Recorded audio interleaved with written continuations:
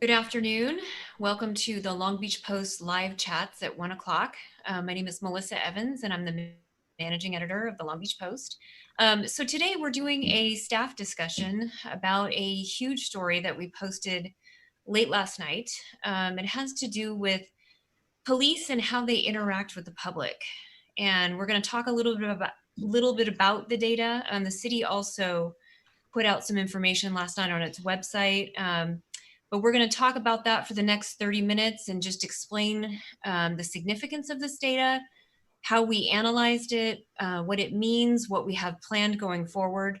But this really is a significant milestone in really seeing some data behind some of the accusations that we've been hearing at the protests about how police treat various people in different communities. So we will be doing much more with this data as we go forward. But I want to introduce who we have here with us today. We have Jeremiah Dobruck, who is our breaking news editor. We have Dennis Dean, our director of product, who was instrumental in getting this data into a format that was understandable. And we also have David Summers, our publisher. And I want to invite you who are watching to please type your questions into the comment feed. We have someone feeding us those questions, so we'll be trying to address those as we progress. So I want to start with Jeremiah and just kind of talk about how we got this data and what is significant about this particular set of data. Sure. So let me start with the story we posted last night was, I think is really the best place to start with this. And for the last weeks, we've had dozens of protests on the streets of Long Beach about how police treat people in the community, specifically about how police treat people in the Black community, as we have just about everywhere in the nation. So this really couldn't be more timely data because what we quickly pulled out of this massive trove that I'll talk about more in a second, but the story we posted last night really goes to this moment in time right now. And I'm actually just going to read the first couple paragraphs so people have some context for what we're talking about here. So what we found is Long Beach police stop a disproportionately large number of Black drivers and subject them to a greater scrutiny than their white and Latino counterparts. Despite making up only 13% of Long Beach's population, Black motorists, pedestrians, and bicyclists made up 24% of the LBPD's traffic stops in 2019. During those stops, Long Beach police ordered or physically pulled Black drivers from their vehicles more than twice as frequently as white drivers, and officers were more likely to search Black detainees than either whites or Latinos. And when those Black detainees were searched, police were actually less likely to find contraband on them than they were on white or Latino drivers or pedestrians or bicyclists. So this is that information. I think there's probably two types of people watching this right now who are either surprised by that data or are saying, of course, we've known that forever. And those are the people we've heard protesting on the streets. And what's important is, until now, we did not have this data for the Long Beach Police Department. There's been data scattered nationally about who police stop and what they do when they're stopped. But because of a landmark 2015 law that went into effect that mandated Long Beach police start collecting this data in 2019, we finally can look at the statistics of who police stop, who Long Beach police specifically stop, and what they do when they stop them. So when did we get this data? We got it a couple weeks ago initially? Yeah, so we put in records requests for this with the Long Beach Police Department and the California Department of Justice back on June 6th. We got data back from the Department of Justice about a week later, and that's kind of where Dennis came in, because what they gave us was some very raw, hard to interpret stuff. It was literally 40,000 different rows of data of 40,000 different people they stopped during that entire year. So, and we'll shift over to Dennis here. The Long Beach Post, we are very fortunate to have somebody like Dennis who can, who can take stuff like this and actually make it readable. Because like I said, the city last night actually posted a link to this data on their website, but going through it just as a layperson, it's almost unreadable. It's So overwhelming.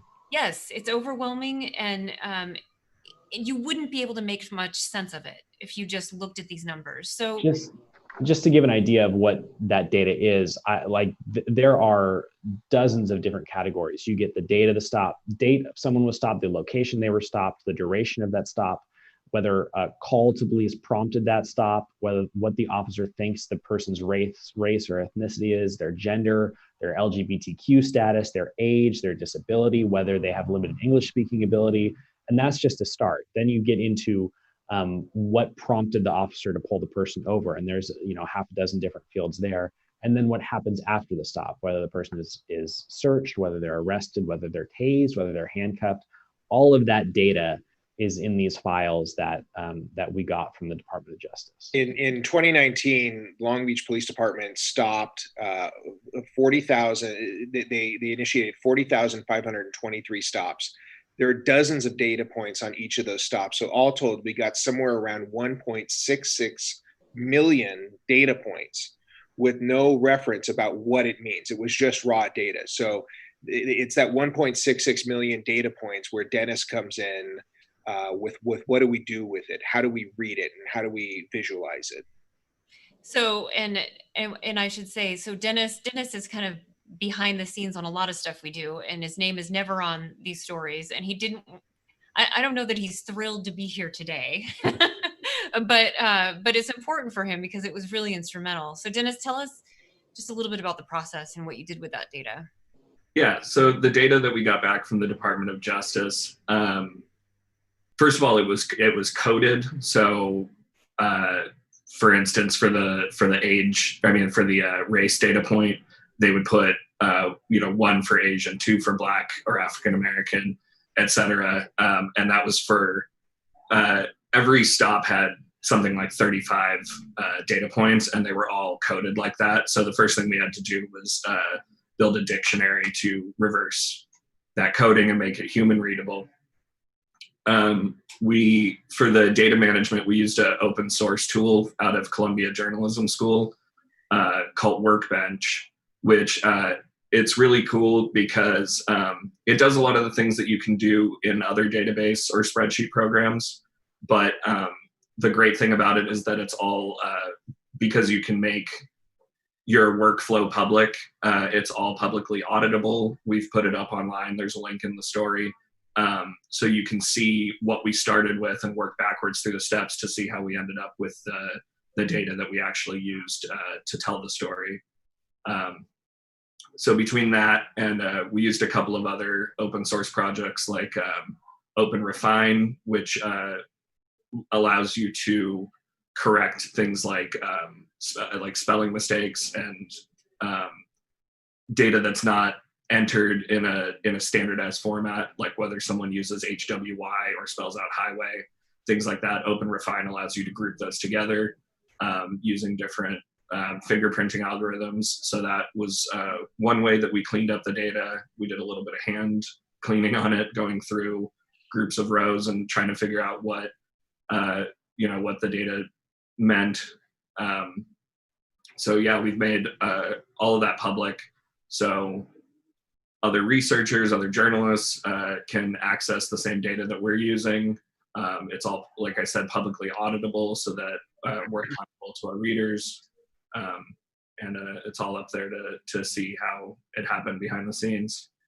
So we got this data about about the 13th of June or so. So about 2 weeks ago, and I came into the office one morning and Dennis was still here. We passed each other. He was leaving at about 9 in the morning.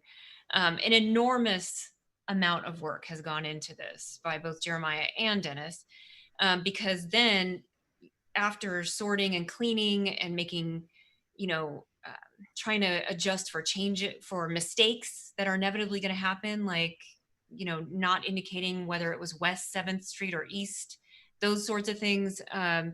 Once we got it all kind of cleaned up, then Jeremiah also interviewed mathematicians, statisticians, just to make sure that what we had was correct, right? Yeah, it was kind of where we went from after Dennis put this data in a format that was actually usable, we could draw some conclusions from. Is our goal was to kind of get, because it was so massive, to draw the broadest possible conclusions we could about some top line data points. And the thing that immediately jumped out at us and would jump out to anybody looking at this data is overall, uh, black black population are stopped at a disproportionate rate by Long Beach police. And we wanted to see what was driving that. So we went to the broadest category, which is traffic stops. Most people interact with the police during traffic stops, and that disproportion of who was stopped remained equally as high when we're talking about just traffic stops. So we kept drilling down further and further and further, seeing that the traffic stops, the disparity there was being driven mostly by lower level traffic stops. For instance, speeding was the most common violation, but that was mostly in line with Long Beach's population. But when you go to stops like driving without the proper registration or driving with a license plate that's not displayed properly, that's when you start seeing real major differences in how frequently black drivers are stopped than white drivers. In one case, where we're talking about displaying a license plate wrong, black drivers were stopped 3.5 times more than white drivers in Long Beach.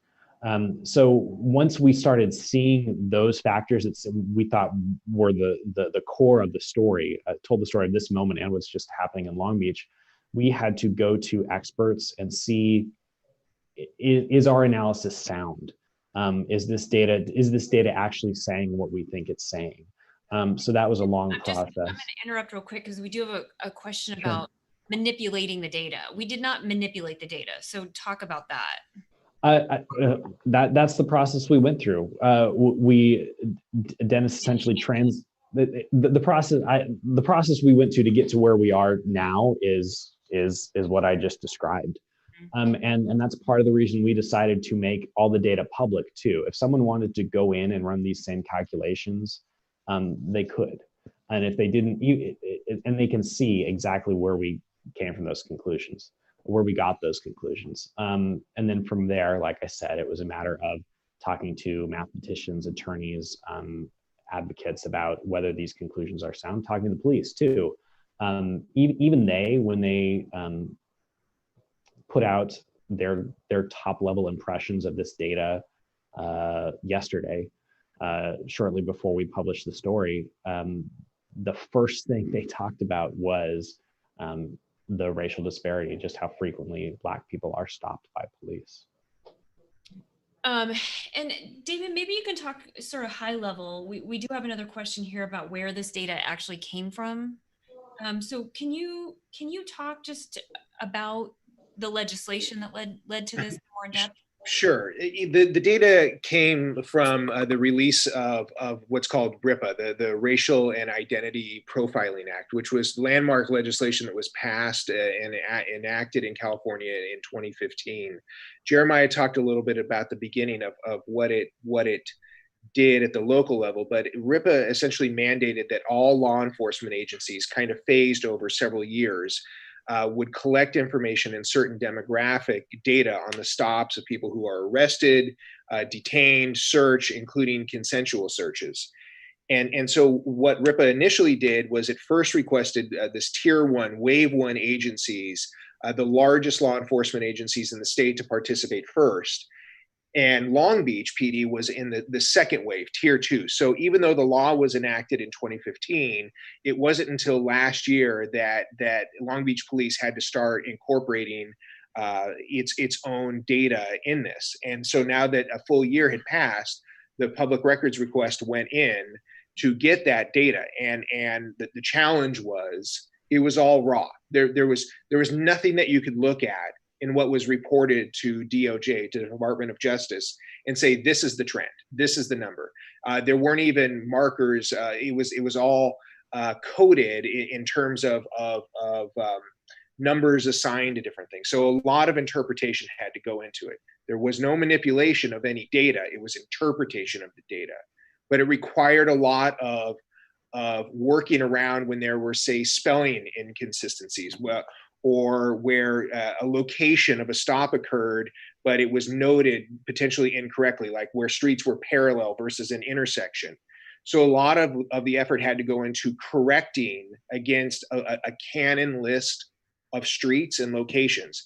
A street like Eximino, where it sometimes was noted as an incorrect spelling on it. So part of our work, the core of the work, was to slow down and move methodically through this, not rush to publish anything quickly, versus taking the time to validate, revalidate, talk to experts, get opinions from elected leaders, from policing experts, from a variety of voices. And what is some of the, at least initial reaction that we've heard so far from the public about the findings of this data? I'm looking at David because he's always the one who gets the calls when we do stuff on the news side. So, right. But anyone is welcome to jump in on that question. I think it's split. Like I said at the beginning, either there's the people, there's plenty of people who are saying you're just realizing this now, and the truth is, it's not a matter of realizing it now. It's a matter of having this data for the first time ever now. So the people's behavior and awareness may not have changed, but there's a great quote from someone I spoke to for this story that I wasn't actually able to include, but it essentially said, this is nothing new. We've known about this forever, but having these statistics brings people to the table to discuss this when they may not have otherwise been willing to. There are certain institutions, there's certain people who will not take someone's own personal experience as evidence of something, and now we have hard data to point to. So there's the people on that side who say, yes, this has been happening forever. I'm frustrated that you're just waking up to it now.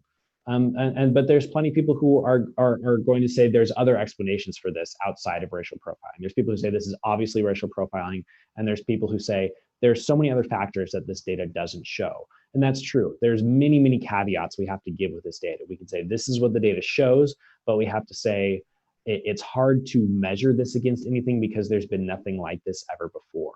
A good example of this is even the census data we used as a comparison, and we go into this in the story. Long Beach's Black population, Black people are about 13% of the city, and they made up 24% of all traffic stops.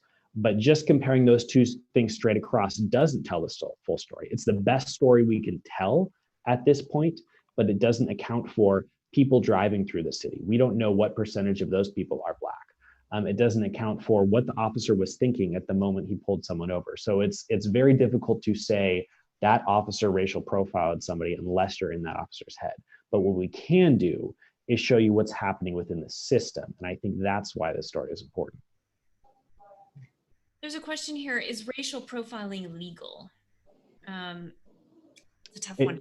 It's a tough one to answer. It is. Well, it's not illegal. It's not legal. Racial profiling is illegal. The question is, what is the bar for proving racial profiling? Right. And kind of as I just said, for some people, this is proof. For other people, the proof came a long time ago.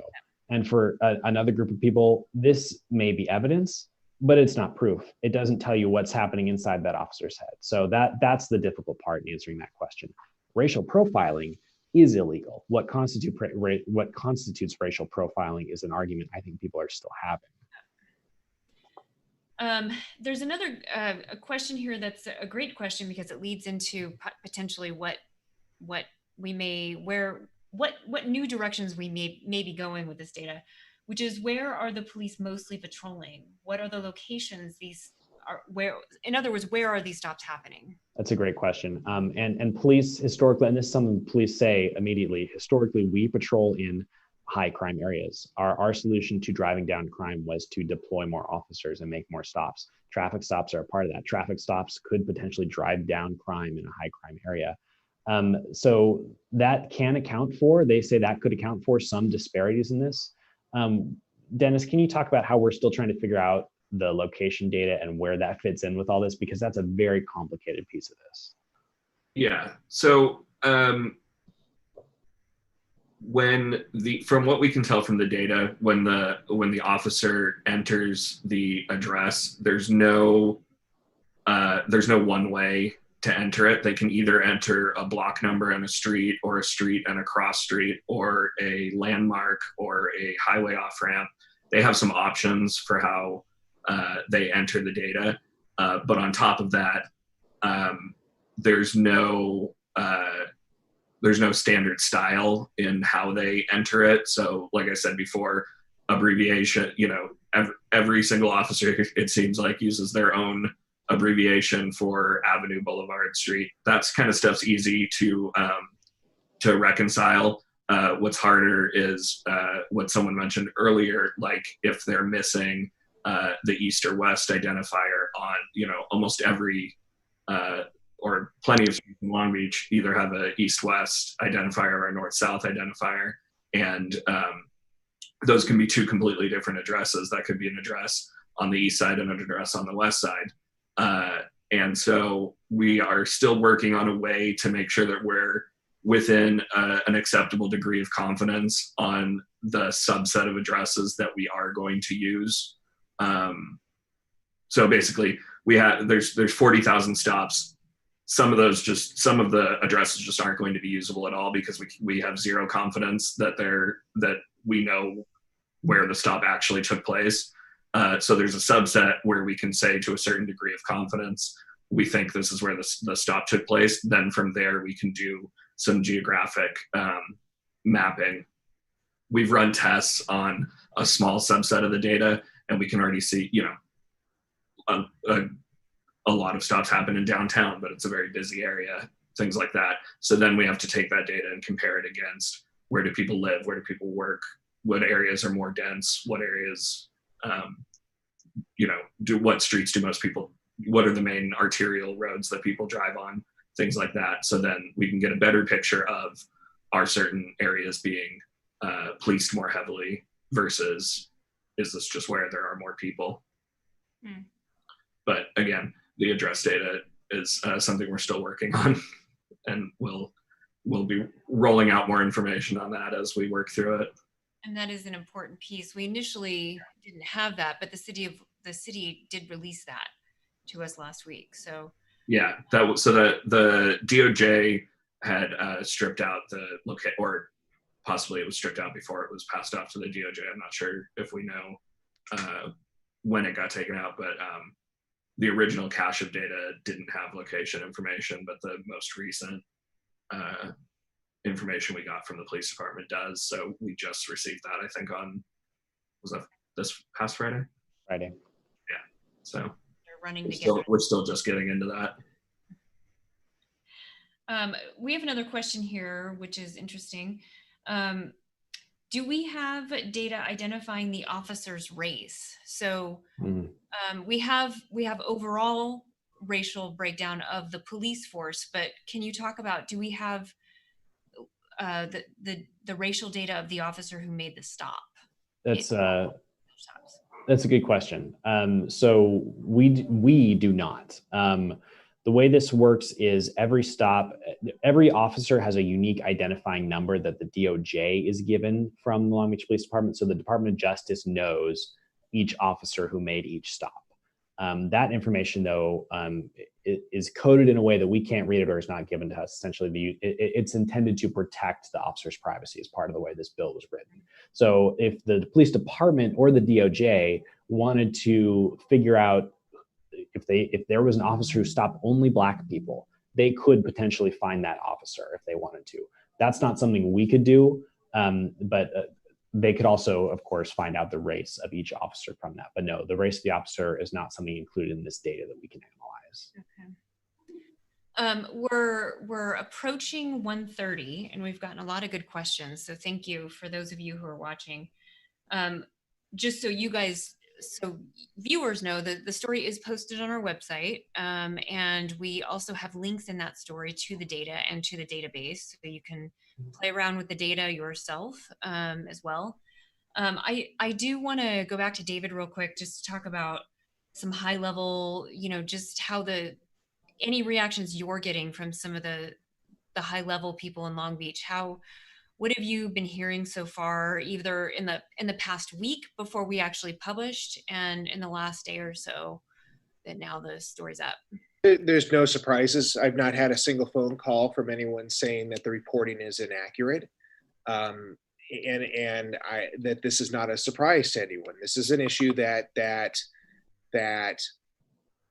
many law enforcement agencies in every urban community and cities across our country are struggling with right now. As everyone talked about today, this is not very surprising. It kind of just validates assumptions. So no one has taken issue with the reporting, and I think that speaks to the work that has occurred through this. Hundreds of hours of reporting went into this. One of the conversations that I was having with the city leader last night is that anyone can take a memo and pull out what they want and throw it up on social media and polarize and politicize around things. And one of the things that is unique about journalism is anyone can call themselves a journalist. Anyone can say, I've got a news website now, and I can write whatever I want. That's the nature and the beauty of the way that this works. But part of the responsibility of the way that we work here at the Post is, you talked about coming in the morning and finding Dennis still at his desk as you were coming in for the day. And that's a sign of how people like Jeremiah and Dennis and people out in our newsroom have invested hundreds of hours in going through this and validating and asking questions and not racing to publish anything before we felt confident in the reporting. And that's the difference between the work of this organization and why I'm so proud of this newsroom and your team and others. And so for people that trust our reporting, for city leaders that worked with us on answering questions and making themselves available for interviews, it's meaningful to see that we have the ability to do work and journalism like this. I would just add to that too. One thing I experienced in all this is getting the perspective of people who are in the community who have experienced this for a long time was, I think, the core of this story. And there were quite a few people who were more than willing to do that for me. I cannot experience everybody's personal lived experience, and we are so entirely dependent on other people sharing that with us. And I hope we are able to reflect that, and with stories like this, show A, that we understand that, and B, that we're going to do the legwork to try to find the truth and hard evidence of the truth. I like what you just said, Jeremiah. I think that, and David as well, I think that encapsulates what it is we do here and why we care. Can you just give us a sense real quick of what additional stories may be coming? Yeah, and actually, this is something, anybody who's watching, I would love your help with this, because if there's something in this data you want to ask a question about, we want to know, because there's so many things we could answer based on this. But some of the things we've already started looking at, the things that popped immediately to mind for me are who gets stopped for being truant in Long Beach, who gets stopped for not paying bus fare or train fare in Long Beach, what happens when police stop a mentally ill person. Are they more likely to use force against that person? Are they more likely to arrest person? And that is literally just scratching the surface. So there's so many questions we can answer from this. So please, if you have ideas, comment on our Facebook, email us, do whatever you want to get in touch with us, but we'd love to hear what you would like to know from this. And obviously this all plays into a conversation the city's already having about how police are used, how much we spend on police, what role police may have in the future. In fact, there's a listening session this evening. The city's doing a series of these in the wake of all the protests that have been happening. So this data is very timely to the conversation that we're having. So if you didn't get, if you're watching this later and you didn't get to ask your question live, please feel free to email us. And like Jeremiah said, if you have questions about the data that you'd like answered, you can email Jeremiah directly at jeremiah@lbpost.com, or myself, Melissa, MELISSA, at lbpost.com. And David and Dennis are always happy to get emails too. So Please check back with us. There will be more coverage. Any closing thoughts from David or Dennis or anyone? Good job, everyone. We're all a little groggy today. But so thank you for watching, and more to come for sure.